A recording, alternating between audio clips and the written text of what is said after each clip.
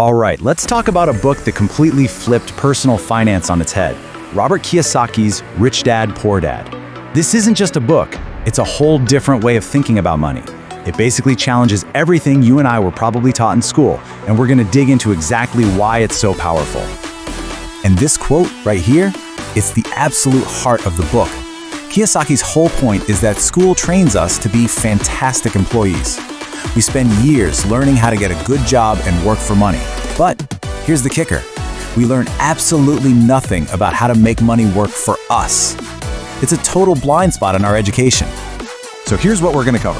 We'll start with the two dads and their totally different money philosophies. Then we'll get into what he calls the rat race and how to get out. We'll break down the super simple, but crucial, difference between assets and liabilities. Then we'll talk about minding your own business. And finally, we'll look at a whole new definition of what it means to be wealthy. Okay, so first up, two dads, two philosophies. The entire book is built around this amazing story of Kiyosaki's two father figures. You've got his real dad, a super smart, highly educated guy, who, despite his credentials, was always broke. That's the poor dad. And then you have his best friend's dad, who dropped out after the 8th grade, but ended up becoming a millionaire. That's his rich dad. And wow, just look at the difference here. It's night and day, right? Poor dad's go-to phrase was, "I can't afford it." And you know what that does? It just shuts your brain down. End of story.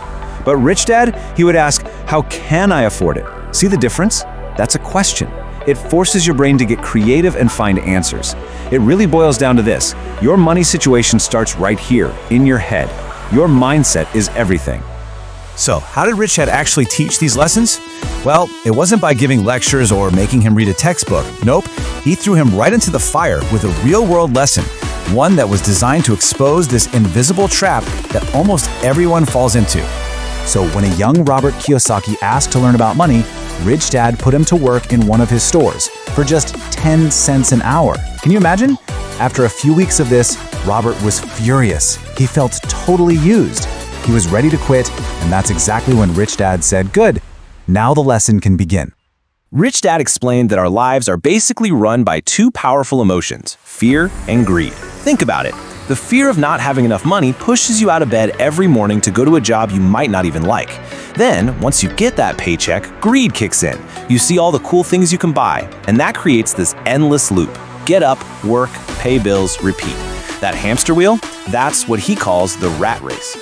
So, the million-dollar question is, how do you get out of the rat race? Well, according to Rich Dad, it all comes down to one single, incredibly simple rule. This is probably the most important idea in the entire book. And what's crazy is, it sounds so simple, but most of us, we get it completely backward. First, let's talk about assets. And you can forget all those complicated definitions you learned in school. Rich Dad's rule is beautifully simple. An asset is anything that puts money in your pocket, period. Think of it like a rental property that sends you a check every month, or stocks that pay you dividends. It's money flowing to you. And on the flip side, you have liabilities. Again, super simple. A liability is anything that takes money out of your pocket. That's your car payment, your credit card bill, your mortgage. So the whole game, the entire secret to building wealth is just this. Spend your life acquiring assets and avoiding liabilities. That's it. Okay, this chart really shows you how it works in practice. Look at the cash flow. For the poor, money comes in from a job and goes right back out to cover expenses. The middle class, this is interesting, they take their job income and buy things are assets but are actually liabilities, like a big house or a fancy car. This just traps them. But look at the rich. They use their income to buy real assets. Those assets then generate more income. And what do they do with that? They buy even more assets. It becomes this incredible, self-powering wealth machine. And this leads us to what is easily the most controversial idea in the whole book. You've heard it a million times, right? Your house is your biggest asset. But hang on, based on the simple definitions we just went over, is it? Kiyosaki's answer is a hard no. For most people, your house is actually your biggest liability. And why is that? Well, let's go back to the rule. Does your house put money in your pocket every month? Nope, it does the opposite. It takes money out for the mortgage, taxes, insurance, repairs. The list goes on. The only time a house becomes an asset is if it's a rental property and someone else's rent payments are putting money in your pocket. Okay, so if the goal is to just keep building up that asset column, where does your job fit into all this? That brings us to the next big lesson from Rich Dad, which is the idea of minding your own business. To explain this, Kiyosaki uses a great story about Ray Kroc, the guy behind McDonald's. Kroc was talking to some business students and he asked them, "What business am I in?" And of course, they all said, "The hamburger business." It seems obvious, right? Well, they were wrong. Kroc's answer blew them away. He said, "My business isn't hamburgers. My business is real estate."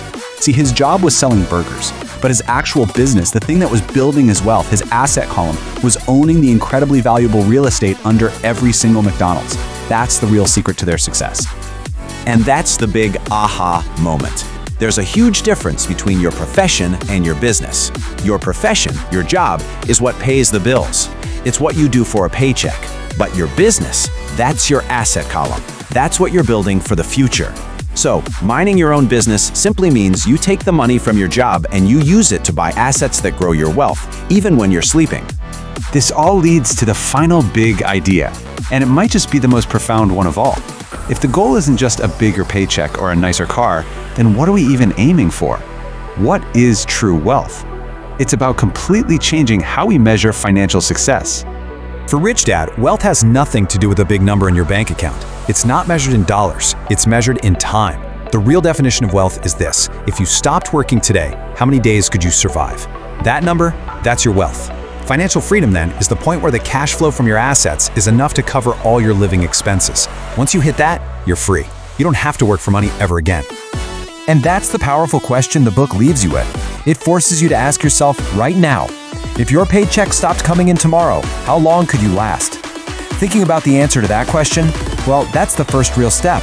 It shifts your focus away from just earning more and toward building a system where your money is finally, truly working for you.